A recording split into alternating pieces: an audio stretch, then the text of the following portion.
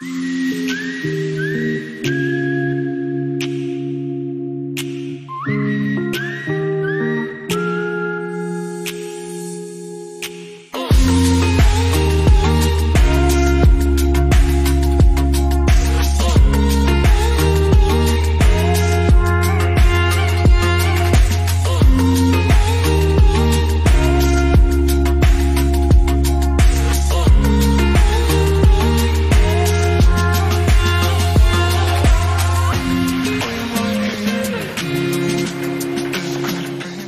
noches con todos los presentes. Gracias por conectarse a nuestras plataformas virtuales. El día de hoy, Jurisperitus se complace en presentar el webinar gratuito denominado Planificación Estratégica en el marco del SINAPLAN, el cual estará a cargo del economista Urbano Charapaqui Ancasi, quien tiene una amplia trayectoria laboral en la gestión pública, planeamiento estratégico, modernización e indicadores de desempeños. Nuestro ponente es economista de profesión, cuenta con 2 maestrías relacionadas a la materia de planificación estratégica en la Universidad Nacional Mayor de San Marcos y en la Universidad Continental. Ha desempeñado cargos en la administración pública como coordinador del MINSA, subgerente de planeamiento en la Municipalidad Metropolitana de Lima. Actualmente se desempeña en el cargo de especialista senior en planeamiento en la Municipalidad Metropolitana de Lima. Docente Urbano Charapaqui, bienvenido a esta casa de estudios. Es un honor para nosotros contar con su ponencia. Lo escuchamos atentamente. Gracias. Muchas gracias. Muy buenas noches, estimada doctora Katy Yajaruna, y con todos los presentes. En esta oportunidad vamos a conversar un poco sobre el Sistema Nacional de Planeamiento Estratégico.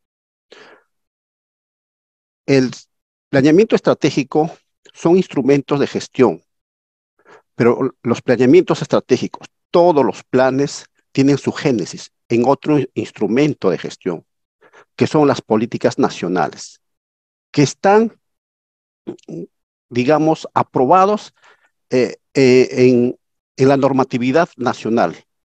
Pero estas políticas nacionales también tienen su marco, que son las políticas públicas, las cuales no están diseñados aún en la normatividad nacional.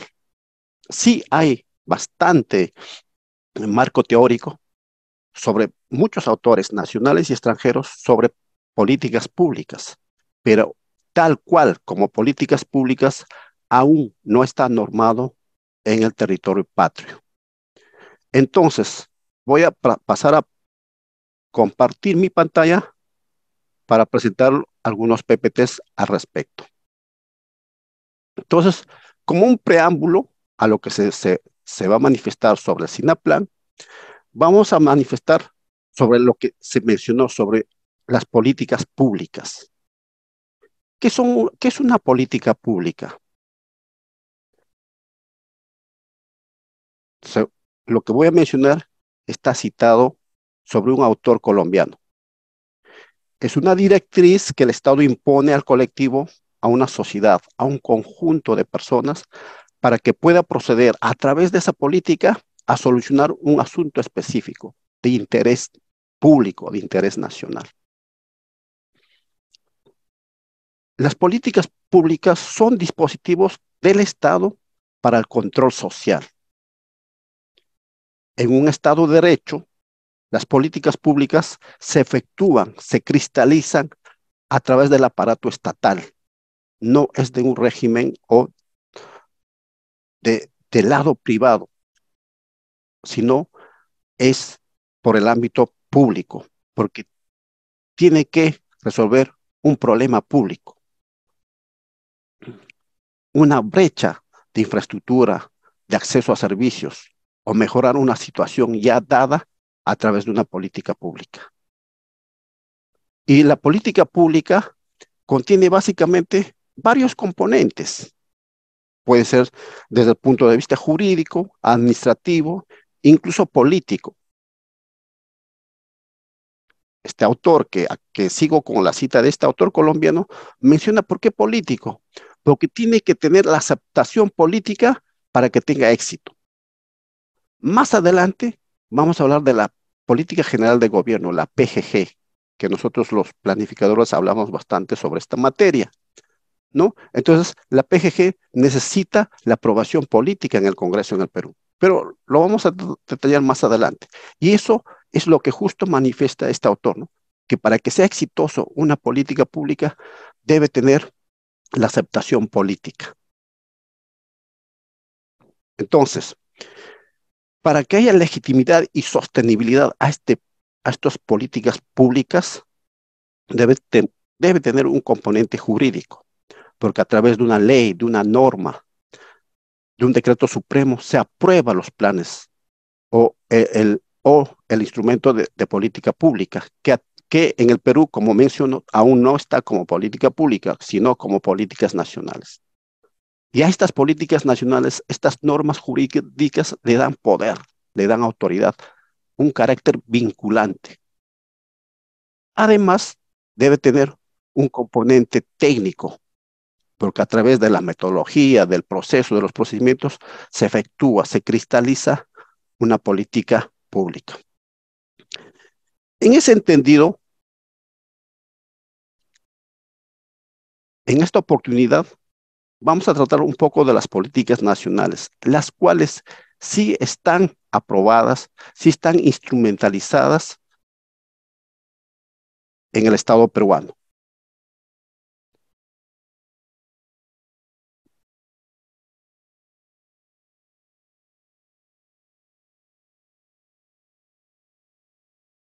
Tenemos el Decreto Supremo 029-2018 de la PCM. Un momentito, por favor. Un poco para que haya más práctico. Ahora sí. Que aprueba el reglamento que regula las políticas nacionales. Antes de ello, que es el 2018, sí existían políticas nacionales, pero no estaban en el contexto de esta normativa que fue elaborado técnicamente por el CEPLAN. Había unas políticas anteriores que tenían diferentes matices, diferentes, digamos, contenidos. Todos los ministerios, que son los entes rectores, no realizaban, efectuaban sus políticas de acuerdo a sus criterios y no había un ordenamiento lógico, racional, técnico. En ese entonces, ese plan trata de ordenar y aprueba a través de este decreto las políticas nacionales. Estas políticas nacionales, un poco para resumir, son de tres tipos: las políticas de Estado, la política general de gobierno y las políticas nacionales. Las políticas de Estado. Las políticas de Estado son lineamientos generales orientadores de otras políticas, otros planes de menor rango. No se podría decir entre comillas porque no son de menor rango prácticamente. Y son de una temporalidad de largo plazo. No son de mediano ni de corto plazo. Estas políticas, mientras exista un problema público, siempre va a existir una política de Estado. Ejemplo, en el tema de seguridad ciudadana. Mientras haya inseguridad ciudadana en una ciudad, en un país, siempre va a existir política de Estado. Trasciende a los gobiernos las políticas de Estado. Son de largo plazo y actualmente son 35 políticas de Estado que están vigentes. ¿Y quién es el que elabora esta política de Estado? Es el Foro del Acuerdo Nacional. El Foro del Acuerdo Nacional es un espacio de consenso, de diálogo, un poco para acordarme. Hace un tiempo estaba leyendo sobre este foro, tripartita. ¿Por qué tripartito este foro de acuerdo nacional? Un poco para recordar qué es el foro de acuerdo nacional. Es un espacio de diálogo y de consenso. Aquí no se vota, no se realiza actas, solamente se efectúa por consenso. Llegan a un acuerdo para crear una nueva política a través de consenso. Y es tripartito porque está por una parte el gobierno en sus tres niveles de gobierno: el gobierno nacional, regional y local, y en sus tres poderes también, poder ejecutivo, poder legislativo y poder judicial. Y el segundo actor vendría a ser los partidos políticos que tienen representatividad en el Parlamento. Actualmente, por ejemplo, para citar, tienen representatividad los partidos Fuerza Popular, Perú Libre, Somos Perú, Acción Popular. Esos partidos ahorita pertenecen al Foro del Acuerdo Nacional. Y en tercer lugar es la sociedad civil, que está a cargo de la iglesia, de la academia, de, de los de los órganos privados y públicos, de los conglomerados públicos y privados, sea Sociedad Nacional de Industria, la CONFIEP, el Sindicato de Trabajadores, la Mesa de Concertación, de lucha contra la pobreza, etcétera, etcétera. Entonces, este foro de acuerdo tiene dos instrumentos, básicamente, que también lo vamos a ver más adelante, que son, uno son las políticas de Estado, estas 35, les compete a ellos, y el otro instrumento es la visión al 2050. Estos dos instrumentos son producto de los consensos que llegan los actores del Foro del Acuerdo Nacional. Ojo, el Foro del Acuerdo Nacional no pertenece al gobierno, es un ente independiente. El gobierno es parte del foro, pero el foro no es parte del gobierno. Eso es básicamente lo que es las 35 políticas de Estado. Es un componente de este decreto supremo. El otro es la política general de gobierno, que como su nombre dice, pertenece al gobierno de turno. Está bajo la dirección del presidente de la República y representada por el presidente del Consejo de Ministros. Cuando el presidente del Consejo de Ministros entra en funciones, a los 30 días debe ir a pedir permiso al Congreso para aplicar su política general de gobierno. Con todos sus ministros se dirige 30 días posteriores a haber asumido el presidente del Consejo de Ministros para pedir cuestión de confianza para su política general de gobierno.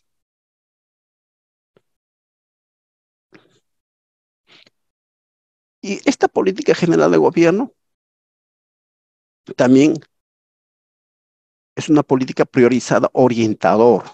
¿Por qué digo orientador? Porque básicamente la política de Estado y esta política general son declarativos. ¿Y por qué digo declarativos? Porque en este caso la política general tiene ejes y lineamientos. Aquí tenemos, por ejemplo, la política general de gobierno para el presente mandato presidencial. Un momentito, por favor. Tan que me llama, disculpe.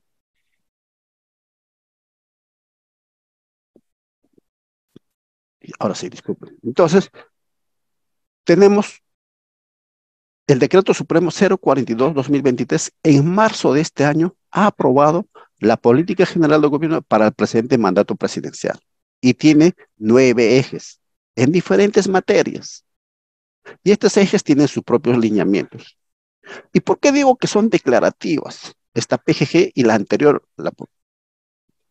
porque en realidad las políticas o los planes tienen sus objetivos priorizados en el caso de políticas y objetivos estratégicos en el caso de planes. Sin embargo, estos dos instrumentos no tienen objetivos. ¿Por qué? Porque los objetivos se miden a través de los indicadores de desempeño. Se miden el avance de los objetivos a través de los indicadores de desempeño. Es la única manera de medir un objetivo. Y esta PGG y la política de Estado no tienen indicadores. Entonces, como se dice, son grandes instrumentos macro que orientan el quehacer general, ¿no? En el Estado peruano, con, con, tomando como conocimiento de que el Estado es un ente formado por 3 componentes. Estado peruano, ojo, territorio, población y gobierno o estructura de gobierno. Esos 3 componentes componen un Estado. Entonces, tenemos estos dos instrumentos que pertenecen a las políticas de alcance nacional. Uno, la política de Estado, y la otra es la famosa PGG que estamos viendo en esta PPT. Y la tercera son las políticas nacionales. Estas políticas nacionales se aprueban a través de los decretos supremos. Toda política nacional se aprueba a través de un decreto supremo. Son decisiones de política para resolver un determinado problema público de alcance nacional. Efectivamente, es de alcance nacional. Una política nacional, como su nombre lo dice, es de carácter nacional. No es regional ni local. Entonces, ¿por qué? Porque esto lo efectúan, lo realizan, lo aprueban los ministerios o sus entidades que tienen alcance nacional. Definen los objetivos prioritarios, lineamientos, contenidos principales de las políticas públicas, los estándares nacionales de cumplimiento y la provisión de servicios. Básicamente, son los elementos de una política nacional. Esta política nacional se enmarca en la política de Estado, que está por encima de esta política nacional. Se enmarca en la política general de gobierno, en la famosa PGG, que está por encima de esta política nacional. Y también se enmarca en los objetivos del Plan Estratégico de Desarrollo Nacional.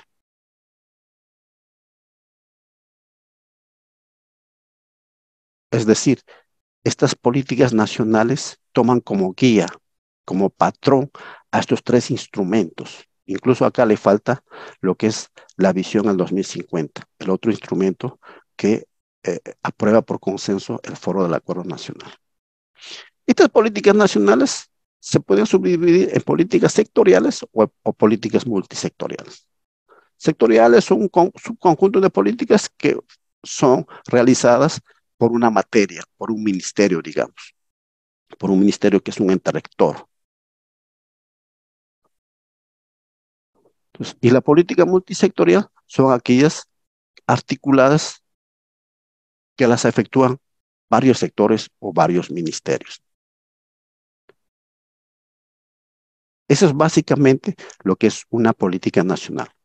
Entonces, este decreto supremo toma como base a estas tres políticas de alcance nacional. Haciendo un resumen, la política de Estado, la PGG, Política General de Gobierno, y las políticas nacionales. La política de Estado son 35 políticas de Estado. La PGG es una que ahorita está vigente, que ha sido aprobado en marzo de este año para el actual mandato presidencial. Y las políticas nacionales pueden ser infinitas. Cada ministerio, cada entidad puede crear, puede efectuar muchas políticas de acuerdo a los problemas que se presentan. Tenemos un caso, por ejemplo, esto lo he obtenido del CEPLAN, dice Inventario de Políticas Nacionales Sectoriales. Bueno, esto lo he obtenido el día 18, que fue hace 2 días, creo. Entonces, de la página web del CEPLAN. Esta es la relación de políticas que están vigentes, que han sido aprobados, todas a través del decreto supremo. Pero acá estoy viendo que dice Inventario de Políticas Nacionales Sectoriales. Pero veo dentro de ella que también hay políticas multisectoriales. Habíamos dicho que las multisectoriales intervienen varias entidades, varios ministerios. Entonces, aquí habría que añadir, agregar políticas nacionales sectoriales y multisectoriales. Para citar un ejemplo, la primera política nacional de gestión de riesgos de desastres al 2050, ha sido aprobado por la PCM y por varios ministerios, porque esta política incluso tiene su sistema, el SINAGAR, que ha sido aprobado a través de una ley. Entonces, esta materia que es gestión de riesgos y desastres incluso está completo. Tiene su sistema, tiene su política y tiene su plan nacional. y los planes menores derivados de estos tres que acabo de mencionar. La Política Nacional de Gestión de Riesgos de Desastre del 2050 es una política multisectorial. Acá estoy viendo también, por ejemplo, Política Nacional de Competitividad y Productividad, elaborado por el MEF. Me acuerdo de que esto ha salido aprobado el último día del 2018, el 31 de diciembre del 2018, Política Nacional de Competitividad.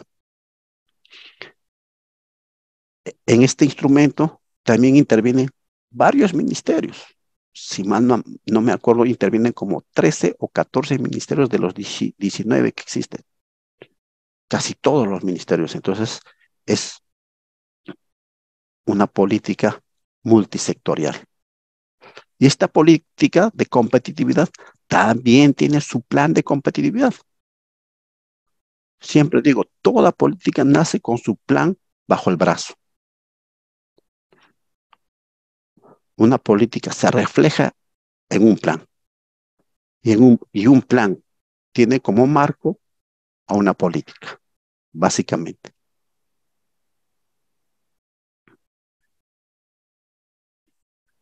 Y estas políticas que se está mostrando en este PPT ya han sido elaborados bajo los lineamientos del CEPLAN.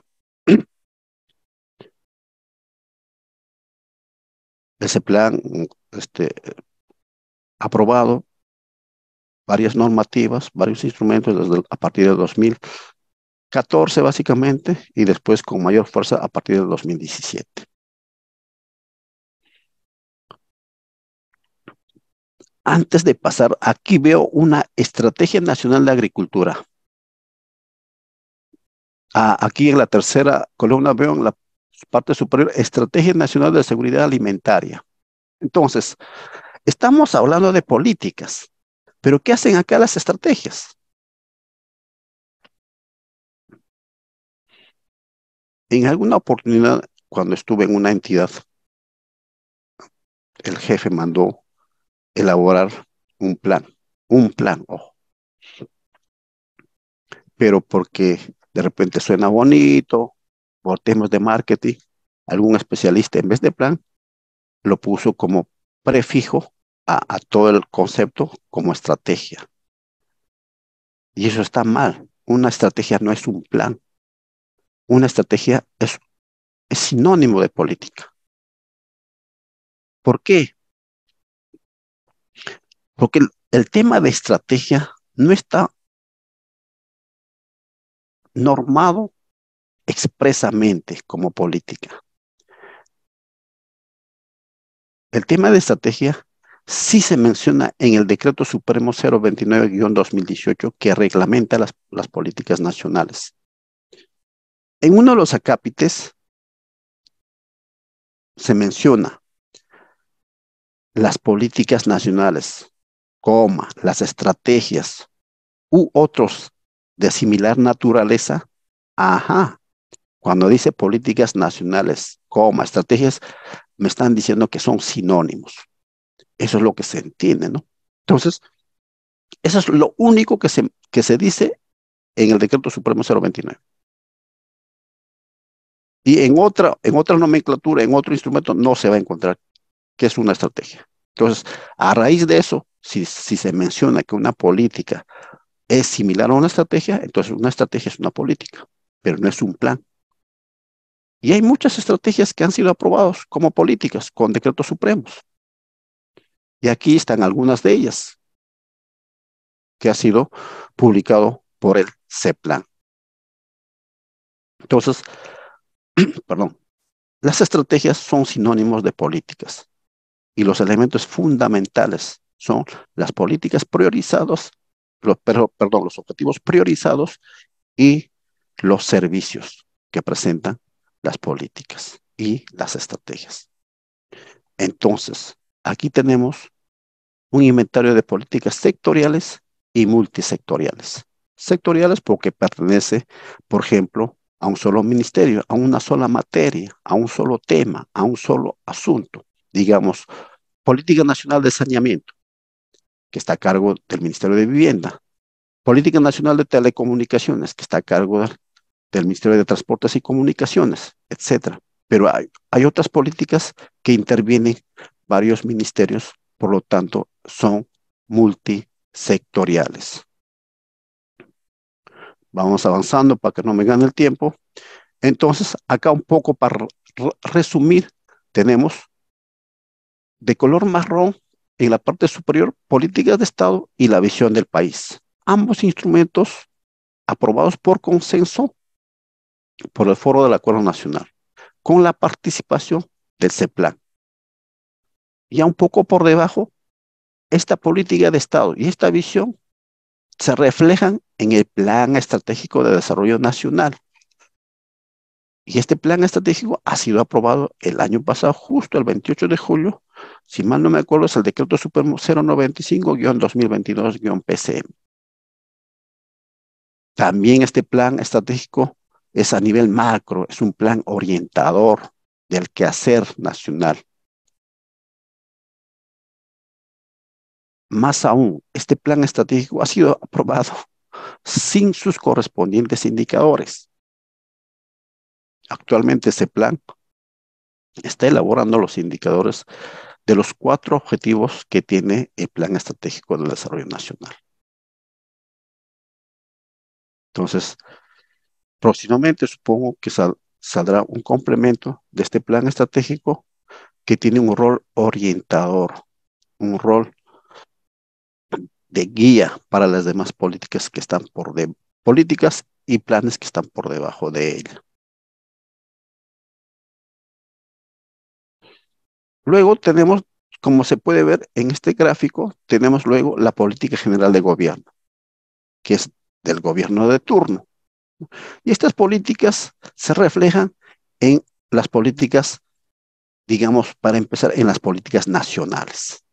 Las políticas nacionales son, digamos, muchas políticas. No sé cuántas hay, no me he puesto a contar, y se pueden crear muchas políticas más de acuerdo a las problemáticas de interés social, de interés general que puede haber en el país. Son nacionales, no son regionales ni locales. Entonces, esta política nacional, como se había mencionado, se decanta en el Plan Estratégico Sectorial Multianual, los famosos PCM, y en los planes estratégicos multisectoriales, el PM. Luego vienen las políticas regionales. Las políticas regionales se reflejan en el Plan de Desarrollo Regional concertado. ¿Cuántas regiones tenemos en el Perú? 26 regiones. Cada departamento es un gobierno regional, pero si hay 24 departamentos, ¿por qué hay 26? Porque Lima y Callao prácticamente tienen 3 regiones. El Callao como una región, Lima Metropolitana o la provincia de Lima como otra región, y lo que son Lima provincias, o sea, las provincias de Cañete, Canta, Huarochirí, Yauyos, etcétera, es otra región. Entonces tenemos 26 regiones y se entiende que debe haber 26 PDERCs, planes de desarrollo regional concertado. Y un poco bajando tenemos las políticas locales, pero a nivel provincial, que también se reflejan a través de los planes de desarrollo local concertado. Estos planes son territoriales, ¿no? A nivel provincial. ¿Cuántas provincias tenemos en el Perú? 196 creados por ley. No todas las provincias, no sé si las regiones, no todos tienen sus PDRs, y mucho peor a nivel distrital. La política local distrital tiene su plan bajo el brazo. ¿Cuál es ese plan? El Plan de Desarrollo Local Concertado Distrital. En Lima, por ejemplo, tenemos 43 distritos y creo casi todas tienen su plan de desarrollo local concertado. Pero en provincias no se dice lo mismo. No hay planes que están aprobados.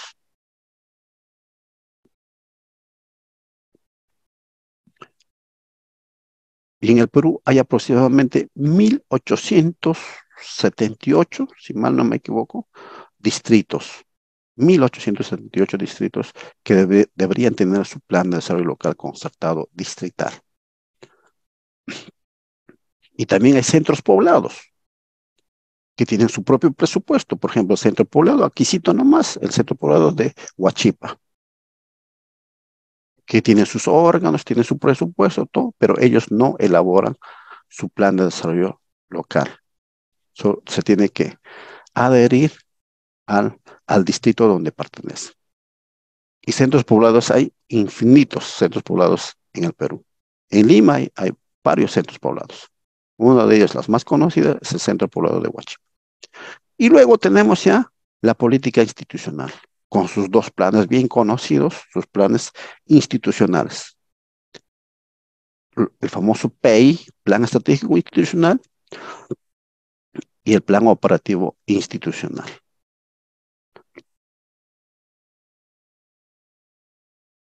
Luego tenemos, eso es lo que se menciona sobre lo que son políticas, ¿no? Y un poco aterrizando para lo que es el SINAPLAN, lo que son los sistemas de planeamiento estratégico, podemos mencionar lo que es el Sistema Nacional de Planeamiento Estratégico, que, como se dice acá, es un sistema. ¿Y qué es un sistema?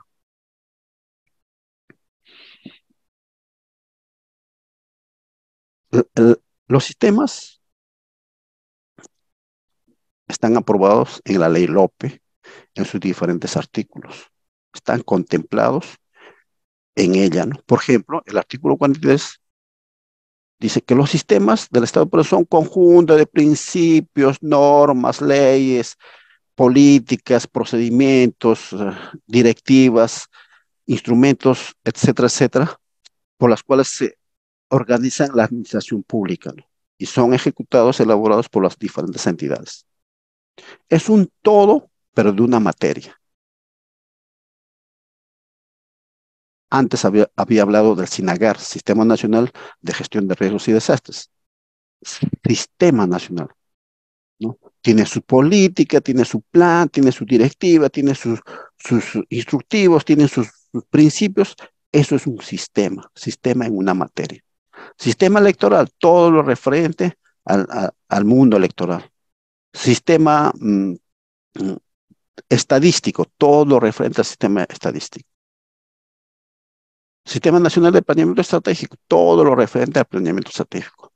Normativas, planes, políticas, directivas, eso es un sistema. Y está contemplado en la ley orgánica del Poder Ejecutivo. Existen dos tipos de sistemas, funcionales y administrativos. Los sistemas funcionales son para cumplir las políticas públicas. Básicamente para eso nacen los sistemas funcionales. Tiene la finalidad de asegurar el cumplimiento de las políticas públicas que requieren la participación de todas o varias entidades de Estado. Y estos sistemas funcionales, mayormente, sus entes rectores son los ministerios, ¿no? Que son el ente rector, o sea, es la máxima autoridad en este sistema, en esta materia. Por ejemplo, seguridad ciudadana, el Ministerio del Interior. Equidad de género, Ministerio de la Mujer. Y así sucesivamente.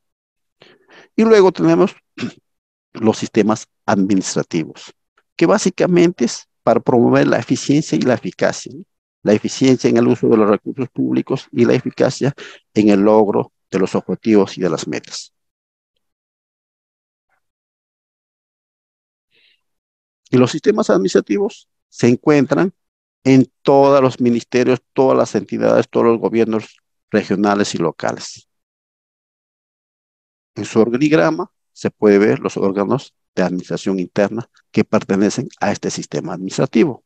Y la anterior, los sistemas funcionales son los órganos de línea, básicamente, para cumplir las políticas públicas de una entidad en materia de sus competencias. Entonces, acá tenemos los entes rectores. Los entes rectores de los sistemas están a cargo de un ente rector que constituye su autoridad técnico-normativo a nivel nacional. Dictan las normas y se establecen los procedimientos relacionados con su ámbito. Y también está en el marco de la ley LOPE. Los entes rectores, por ejemplo, de los sistemas funcionales son los ministerios.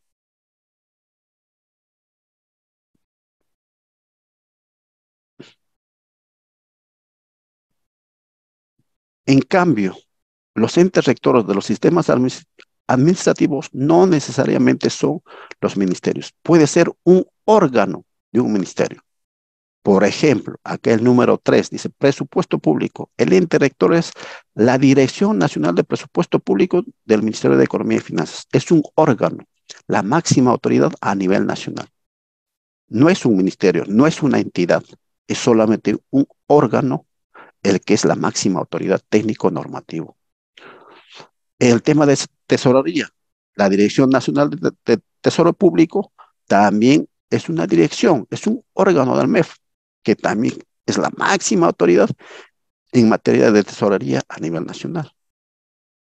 El CEPLAN, el CEPLAN mismo, es un órgano técnico adscrito a la PCM. Es una entidad, no es un ministerio. Entonces, los sistemas administrativos son 11, como estamos viendo. Casi de todas, de 10, tiene el monopolio el Poder Ejecutivo a través de sus diferentes entidades. Solo el número 10, el control, está a cambio de la Contraloría General de la República, que es un órgano constitucionalmente autónomo. Ahora, como se había dicho, un sistema funcional puede ser al infinito. Los sistemas administrativos son 11.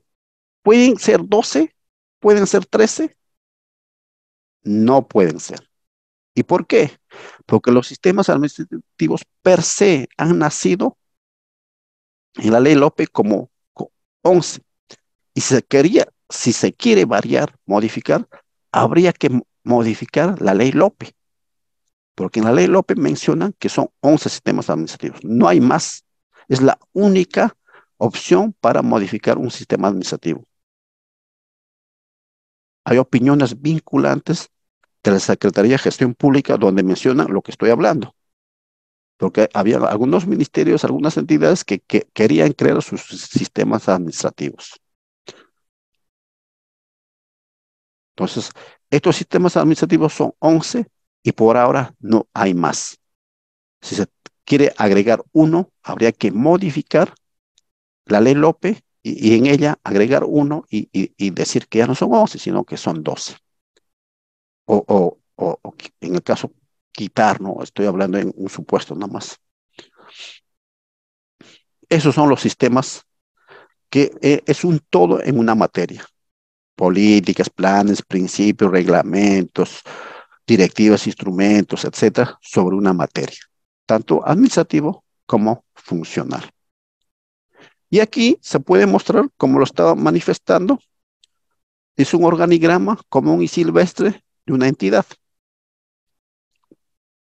Están en círculos en la parte superior los órganos de administración interna, que son básicamente los órganos de apoyo que están en la parte izquierda y los órganos de asesoramiento en la parte derecha.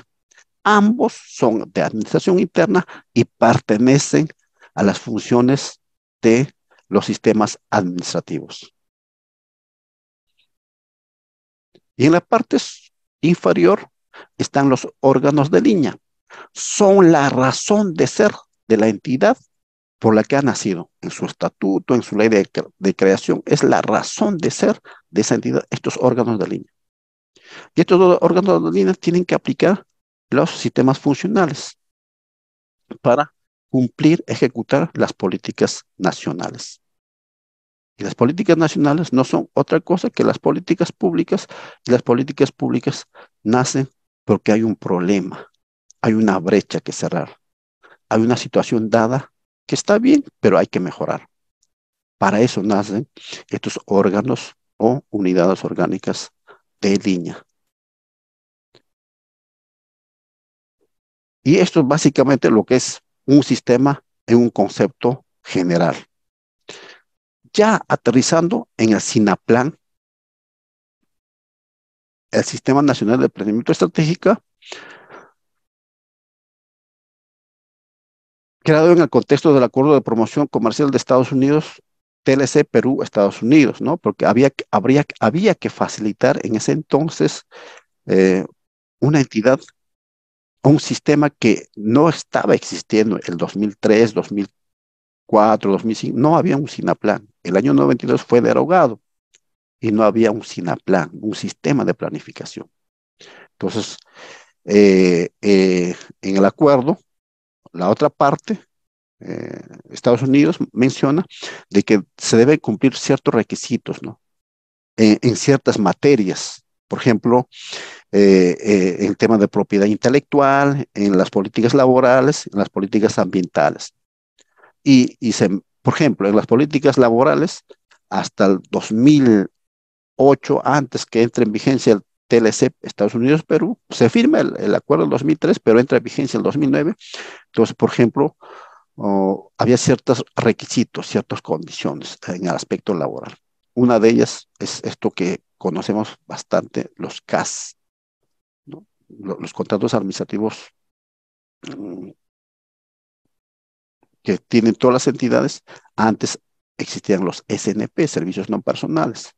Entonces, para que exista, se fortalezca este TLC, había que cumplir ciertos requisitos. Entonces, quien habla, incluso en ese entonces, yo estaba en un ministerio, perdón, en un instituto del Ministerio de Salud y pertenece a los SNP. Entonces, a raíz de este TLC, que pasamos a formar parte de los famosos CAS. Y nos dieron, me acuerdo muy bien, nos dieron vacaciones los primeros años durante 15 días. Porque antes, como SNP, no hay vacaciones. Ahora los terceros en cualquier entidad del Estado no tienen vacaciones, no tienen relación contractual con, con la entidad. Entonces, el 2008, entramos como CAS y tibiamente la entidad nos dio 15 días de vacaciones al año. Era un beneficio, al menos. Y así fue progresivamente cambiando hasta que ahora ya los CAS tienen sus 30 días de vacaciones, ¿no? Entonces, eso es para citar un ejemplo. Entonces, el Cineplan nace el 2008 a través del decreto legislativo 1088, tanto como sistema y el Centro Nacional de Planeamiento Estratégico, el ente rector del SINAPLAN. SINAPLAN es un conjunto articulado e integrado de órganos, subsistemas y relaciones funcionales. Lo que se había dicho, lo que es un sistema, ¿no? Un conjunto articulado de órganos, principios, planes, políticas, etcétera, ¿no? En materia de planeamiento estratégico. Y luego también se crea el Centro Nacional de Planeamiento, es un órgano rector, orientador del Sistema Nacional de Planeamiento Estratégico. Sus competencias son de alcance nacional. Y aquí muy rápidamente vamos a hablar sobre eh, eh, la línea de tiempo del SINAPLAN.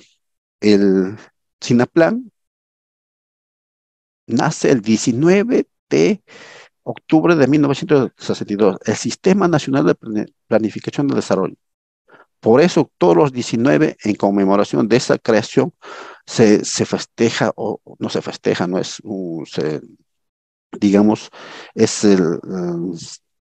es el día del planificador, 19 de octubre de todos los años. Entonces, en 1962 nace el Sistema Nacional, teniendo como su ente rector al Instituto Nacional de Planificación. Luego, el año 81, si me acuerdo, el año 81, nacen los órganos de planificación en todas las entidades.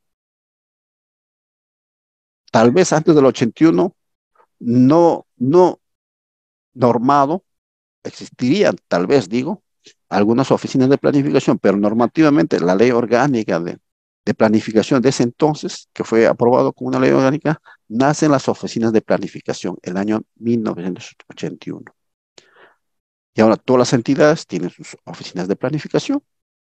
Y así fue caminando el sistema hasta que llega el año 1992 y se crea la PCM, la Presidencia del Consejo de Ministros, y casi todas las funciones del sistema pasan a la PCM. Y la PCM nace y deroga, ¿no? Disuelve el Sistema Nacional de Planeamiento Estratégico. Y esas funciones pasan a la PCM y también pasan en algunos aspectos a algún órgano del MEF. Entonces, el MEF hasta el 2008, desde el año 92 hasta el 2008, estaba a cargo del SINAPLAN, pero no estaba normado. El MEF tiene su propia función, que es tema presupuestal, financiero, entonces el, el Sistema Nacional de Planificación como que estaba un poquito relegado, ¿no? Hasta el 2008. Entonces, el 2008, a raíz de esto del TLC, se crea a través del decreto legislativo el SINAPLAN y su ente rector, el CEPLAN. Y el 2011 nace el primer plan estratégico nacional, ¿no? Con el decreto supremo 054-2011 PCM. Pero aquí hay una falencia en los planes nacionales, ¿no? Lo digo por la experiencia que tengo, más de 25 años en temas de planificación. Una de las debilidades es que en el Perú hay muy poco seguimiento y evaluación de los planes, en todo nivel, en toda materia y de todo tipo de planes. Planes temáticos, planes del SINAPLAN, etc. Entonces, este plan, llamado Bicentenario, que nace en el 2011, ya finiquitó, ¿no? Porque ya tenemos otro plan en el 2022, pero habría que ver cuál fue su recorrido, ¿no? La ejecución, ¿qué ha sido de este plan? ¿No? De sus objetivos nacionales, objetivos específicos, de sus estrategias. Eso se detalla en el seguimiento y en su evaluación. Y la evaluación es la evaluación puede ser bianual, trianual, anual, etcétera. Seguimiento puede ser mensual o anual, etcétera, pero este plan ha durado, como una década. Entonces habría que ver cuál ha sido su seguimiento y evaluación de este famoso plan estratégico de desarrollo nacional. No solo de este plan, porque es pues, de ese plan, ¿no? Y en los demás planes, incluso aprobados por los ministerios y los gobiernos regionales y locales. Lamentablemente,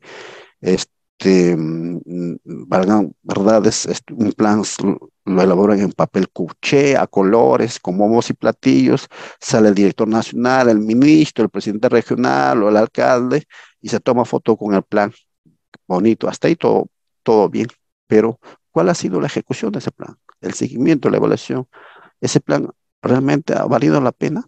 Entonces, en el Perú, lo que es la evaluación es muy pobre. Todavía sí existe evaluación, pero aún es muy incipiente. Bueno, en 2014, el CEPLAN elabora las primeras directivas, ¿no? Pero en 2017 salen otras directivas nuevas que derogan las del 2014. Y las del 2017 sí se está afianzando, y el 2019 salen con esta misma orientación del 2017, nuevas guías, nuevas normativas. Entonces, el 2021 salen nuevas guías y el 2022, el año pasado, sale el Plan Estratégico Nacional al 2050. Eso es más o menos un poco, a grosso modo, lo que es la línea de tiempo de planificación en el Perú. Luego tenemos el planeamiento estratégico en el sector público, ¿no? El planeamiento estratégico es una herramienta de gestión que permite tomar decisiones de las organizaciones en torno al quehacer actual, o sea, cómo estamos ahora y cómo quiero llegar al futuro.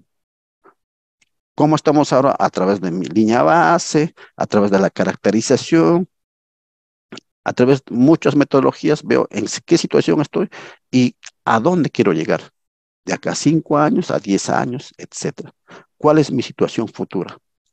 Y ese puente de la situación actual a la situación futuro se llaman estrategias o acciones estratégicas. Entonces, el uso del planeamiento estratégico en el ámbito público se concibe como una herramienta imprescindible para la identificación de prioridades y asignación de recursos en un contexto de continuos cambios.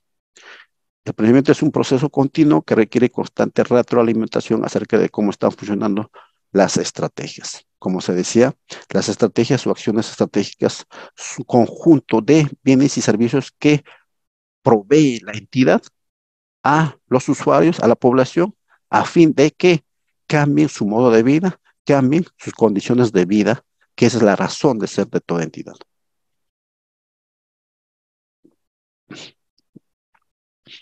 Bueno, el ciclo de planeamiento estratégico, como lo estaba diciendo anteriormente, son cuatro fases.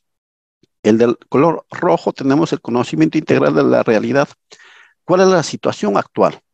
La caracterización, línea basal, cómo estamos ahorita. Nuestras costumbres, nuestros ingresos, ingresos per cápita,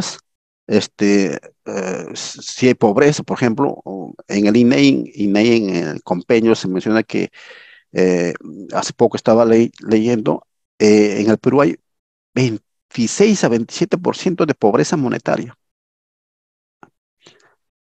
Es decir, ¿cuántos habitantes somos? Aproximadamente 32 millones. De esos 32 millones, aproximadamente 8 o 9 millones son o somos pobres. Y un pobre es aquel que tiene por debajo de, si mal no me recuerdo, de 378 soles por debajo de ingreso mensual. O sea, 8 millones de nuestros compañeros peruanos tienen ingresos mensuales por debajo de 378 soles mensuales. Y es más, también hay una extrema pobreza. Y la extrema pobreza es mucho peor aún. La extrema pobreza está a nivel nacional en 5 o 6%. O sea, de cada 100 habitantes, 6 son extremos, pobres en extrema pobreza monetaria. ¿Y cuánto es el monto que percibe un pobre que está en extrema pobreza? 226 soles. Creo que era ese monto al 2022. O sea, 5 de cada 100 o 6 de cada 100 no tienen ingresos superiores a 226 soles mensuales. Entonces, habría que ponernos las barbas en remojo porque estamos en esa situación, ¿no? De pobreza y extrema pobreza. Entonces, esto, por ejemplo, iría en lo que es el conocimiento integral de la realidad. ¿En qué situación nos encontramos? En materia, por ejemplo, solo de salir de la pobreza. ¿Y cuál sería mi futuro deseado? Quiero bajar la tasa de pobreza en el Perú. Ya, pues hay que bajar, ¿no? ¿Cuál sería mi futuro deseado? De acá a 10 años ya no van a ser 25% de pobres, sino 20%. Y para ello tengo que realizar una serie de estrategias. Igual modo, en lo que es extrema pobreza, ya no quiero que sean 6% de extremos pobres, quiero que bajen a 4 o 3%. Y es difícil, pero no imposible. Luego, ya en el color verde tenemos las políticas y planes, ¿no? O sea, lo que se va a programar la entidad a través de sus objetivos, de sus estrategias, y esos objetivos y estrategias tienen sus indicadores de desempeño, ¿no? Los indicadores de desempeño en la cadena de resultados tienen sus propias metas, ¿no? O sea, el numerito de esa política, 5%, 20%, 100 unidades, 500 personas, eso es la meta del indicador. Y el seguimiento y evaluación, que mencioné que es un poco, entre comillas, pobre en el Perú, es transversal a las tres fases. El seguimiento se puede hacer a cualquiera de las fases, especialmente mayor énfasis a lo que son las políticas y planes coordinados, a lo que yo me estoy programando. Voy a hacer el seguimiento y evaluación. Entonces son estas cuatro fases que actualmente deben contener todas las políticas y todos los planes. Entonces, un poco para ir viendo, porque me está ganando tiempo, el plan estratégico institucional. Todas las instituciones tienen su PI, ¿no? Es un PI, es un instrumento de gestión que define la estrategia del pliego para lograr sus objetivos en un periodo mínimo de 3 años. Puede ser 3 o más años. A través de iniciativas diseñadas, esas iniciativas son las estrategias, ¿no? A la población a la cual sirve, ¿no? Para cambiar el modo de vida, las condiciones de vida de esa población y deben reflejar en los resultados iniciales. El PEI tiene resultados iniciales. Cuando me dicen eh, muy rápidamente, tengo un objetivo, una entidad va a, digamos, construir un local, ese es mi objetivo. Eso no es un objetivo estratégico, es un objetivo de una acción estratégica, porque el local por sí no va a cambiar la vida de los conciudadanos. A ese local hay que agregar los recursos humanos, infraestructura, procesos o procedimientos para que tenga una finalidad. Y esa finalidad va a cambiar el rumbo a la población a la cual sirve esa institución. Entonces, cuando se dice, eh, digamos, los objetivos estratégicos, que lo vamos a ver más adelante, todo objetivo estratégico tiene que cambiar las condiciones de vida de la población a la cual sirve. Si no hace eso, no es su objetivo.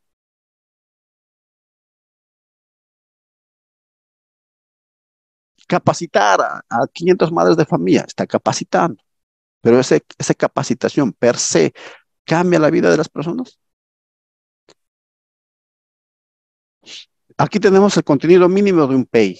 La declaración de política, la misión, los objetivos estratégicos, las acciones estratégicas, la ruta estratégica, que no es otra cosa que la priorización de los objetivos y las acciones estratégicas y los anexos, ¿no? La matriz de articulación, la matriz de plan estratégico institucional y la ficha técnica de los indicadores de desempeño. Muy rápidamente, de la declaración de política es, como dice su nombre, ¿no? Es la política que va a llevar a cabo esta entidad y se refleja en esta declaración de política. Es la voluntad política, ¿no? Del alcalde, del gobernador, del ministro, etcétera, y eso tiene que estar plasmado en el PEI a través de la declaración política. Y los objetivos se tienen que alinear a esta declaración de política. Es como la visión. No hay visión, hay solamente una visión al 2050 a nivel nacional. No hay visión ahora, ya en los demás instrumentos no se va a encontrar visión, pero esta un poco como que es la visión, lo que yo quiero ser como institución al mediano o largo plazo. En este caso, al mediano plazo, porque el PI es de 3, 4, 5, 6 años. Luego tenemos lo que es la misión, la razón de ser de la entidad. Es su objetivo general, esto está en el ROF, básicamente, ¿no? El objetivo general de la entidad, ¿no? Que está en su ley de creación y, y, y también es el día a día de lo que hace la institución. Luego vienen los objetivos estratégicos institucionales, ¿no? Lo que se había dicho, definen los resultados que la entidad espera lograr en las condiciones de vida de la población. Claro, son resultados que espera lograr. Mientras no haya resultados satisfactorios, los objetivos estratégicos están, digamos que no han cumplido su función. Tiene que haber un cambio en la población a la cual sirve, al sujeto o al beneficiario a la cual sirve, en cualquier materia. Si no hay un cambio, esos objetivos no han sido la razón de ser por la que han nacido.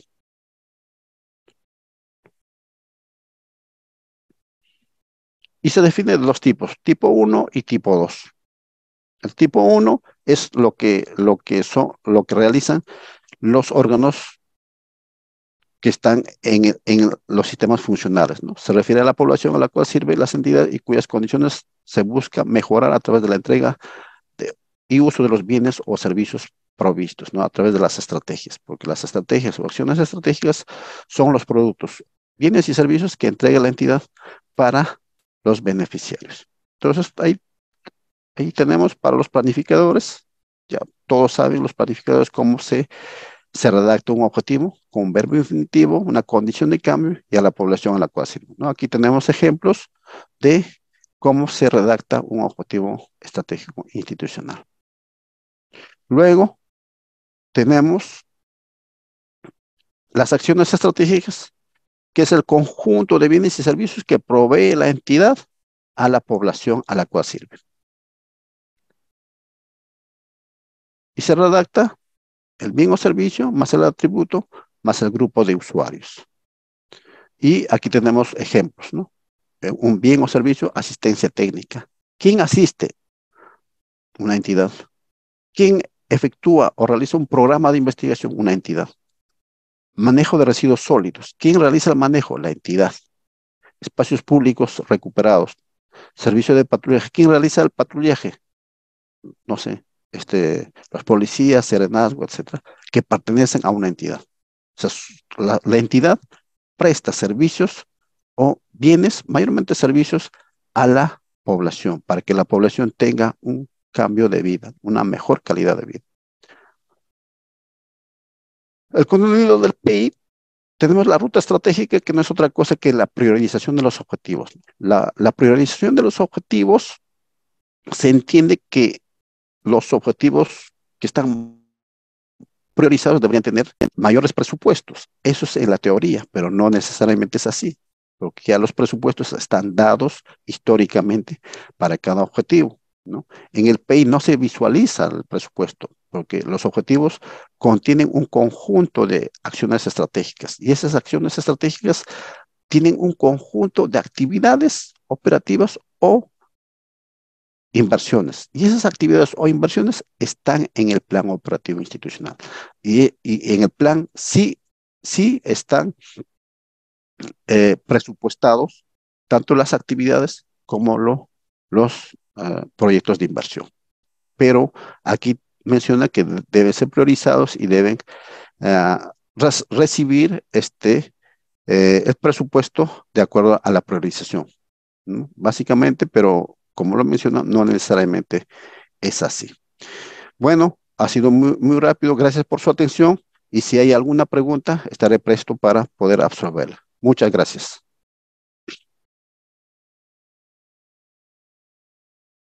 Muy bien, excelente exposición. ¿Me escucha, señor Charapaki? Perfectamente. Sí, sí la Muy escucho. bien, gracias. Sí, realmente agradecidos con su ponencia. Esto, he tenido muy buenos comentarios por interno respecto de la ponencia y bueno, las personas que desean obtener las diapositivas van a poder solicitarlo y de manera gratuita se les va a mandar por correo. También tengo un par de consultas, economista Cherapaki, para que pueda absolverlas. La primera consulta que nos ha realizado un participante es: ¿qué aspectos considera que deba cambiar en las políticas públicas para lograr un país de primer mundo? Lo escuchamos, señor Charapagui.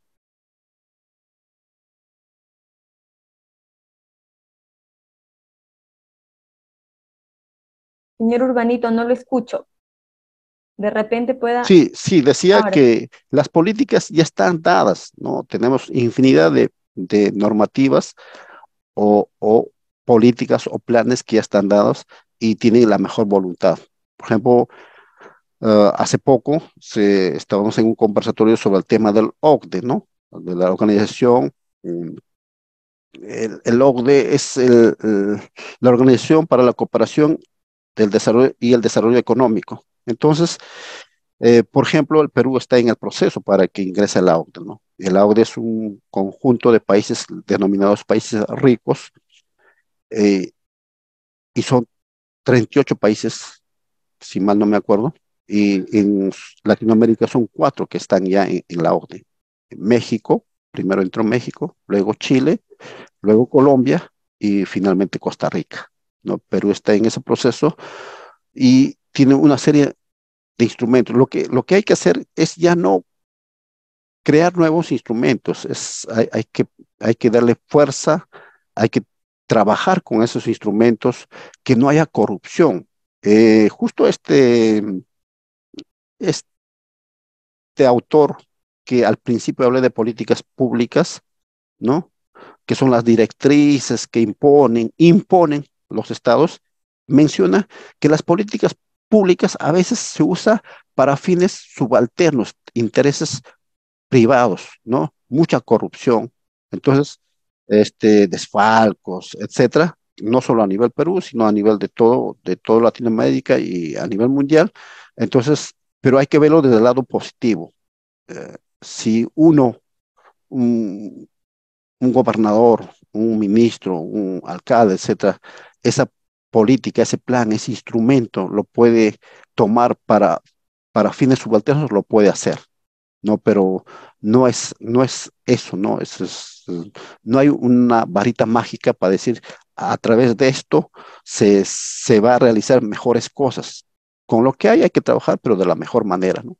Y como dijo este autor, que no sé cómo se llamaba, Rubén Díaz, creo que se llama este autor colombiano, muy bueno, de política de salud.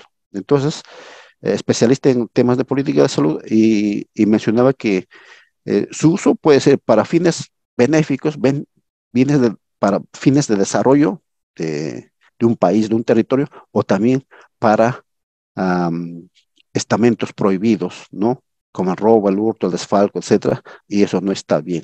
La idea es eso, nuevamente menciono, es trabajar con lo que estamos, ¿no? De la mejor manera, ¿no? Eso sería todo. Gracias.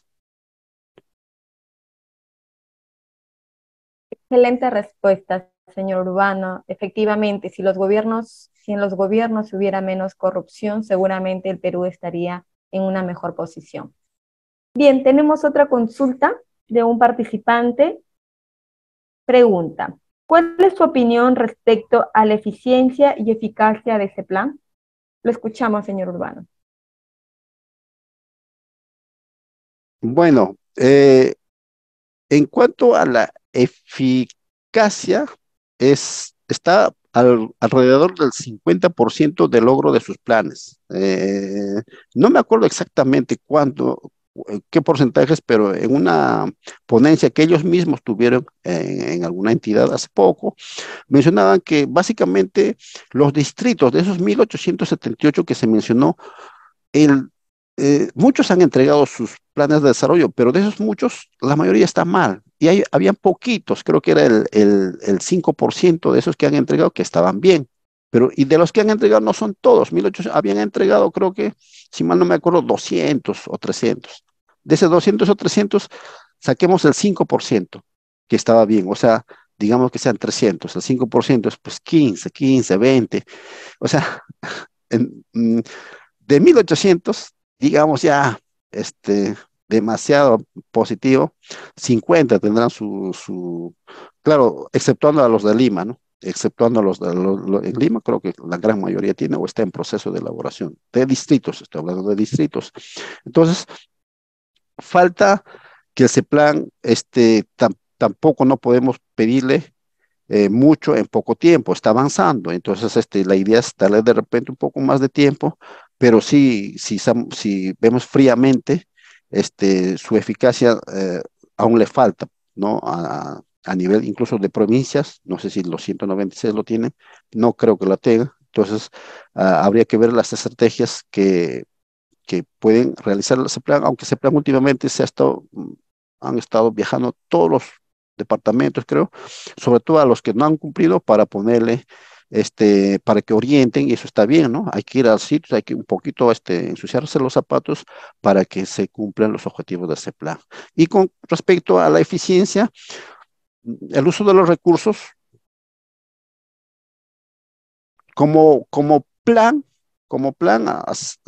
mm, digamos, falta falta también un poco que sea vinculante, ¿no? Normalmente los planes, ¿qué te salen?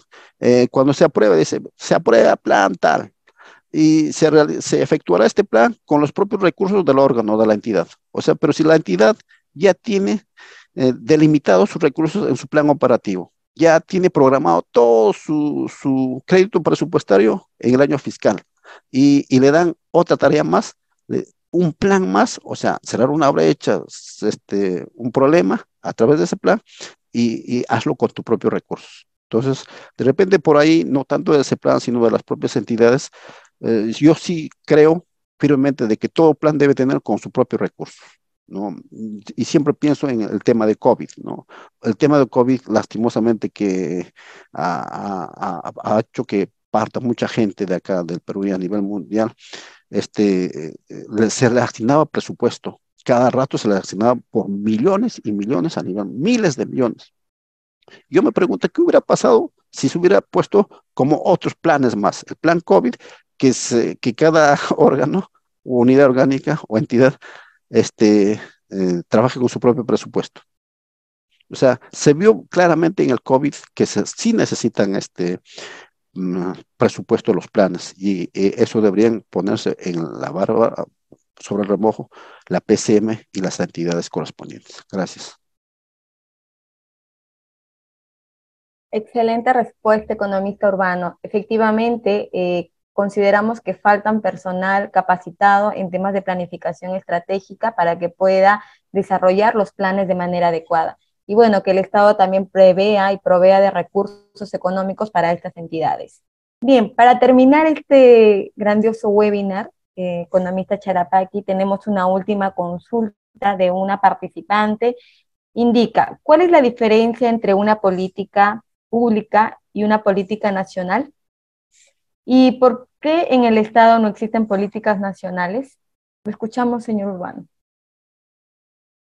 Lo mencioné, en realidad ya lo mencioné al principio de mi exposición, lo que es una política pública y una política nacional. La política pública está en el marco teórico, no está normado como política pública en el Perú. Porque una política pública o una política nacional, que es lo mismo, nace para cerrar brechas, tanto en infraestructura, en servicios públicos, para resolver problemas específicos de carácter general que, o sea, no para unas cuantas personas, sino que sean para una sociedad, un territorio o una nación. Entonces, pero el tema es que las políticas públicas están en el marco teórico a través de libros y todos los demás conceptos, pero no están instrumentalizados en el gobierno, pero sí lo están las políticas nacionales y están a través del Decreto Supremo 029-2018 de la PCM. Eso es prácticamente, este Decreto Supremo es una política pública, pero denominado políticas nacionales. Y esas políticas nacionales tenemos tres tipos de políticas, se ha mencionado, ¿no? Las políticas de Estado, la PGG, Política General de Gobierno, y las políticas nacionales. Esos tres son para resolver problemas públicos. Una política nace, sea nacional o política pública, para resolver problemas públicos. Y la diferencia es básicamente en eso, mientras que uno ya está normado, la política nacional, la política pública está en el ámbito del marco teórico, pero son en realidad lo mismo, ¿no? Porque nacen, ¿no? Como concepto para resolver problemas públicos. Gracias. Así es, economista Charapaqui. Nuevamente estamos muy agradecidos desde Jurisporitos por su participación en este webinar. Esperamos seguir contando con sus ponencias en las siguientes actividades académicas que tengamos. Y bueno, a todos los participantes se les agradece por haber ingresado a nuestras plataformas digitales y haber participado de este webinar. Recuerden que pueden solicitar las diapositivas, serán remitidas de manera gratuita y muy pronto estamos lanzando nuestro curso de 24 horas académicas denominado Planificación y Presupuesto Público. Gracias, señor Urbano, nuevamente y esperamos seguir contando con usted. Gracias, estimada doctora Katia Haruna Pereda, y también a Juris Peritus, una entidad que está creciendo y me parece genial que convoquen a este tipo de eventos para el crecimiento profesional, ¿no? Y aportemos con conocimientos, en este caso sobre el SINAPLAN, ¿no? A los participantes. Y con gusto también estaré participando en los próximos eventos si es que me invitan. Muchas gracias. Muchas gracias, nos vemos, hasta pronto, cuídense.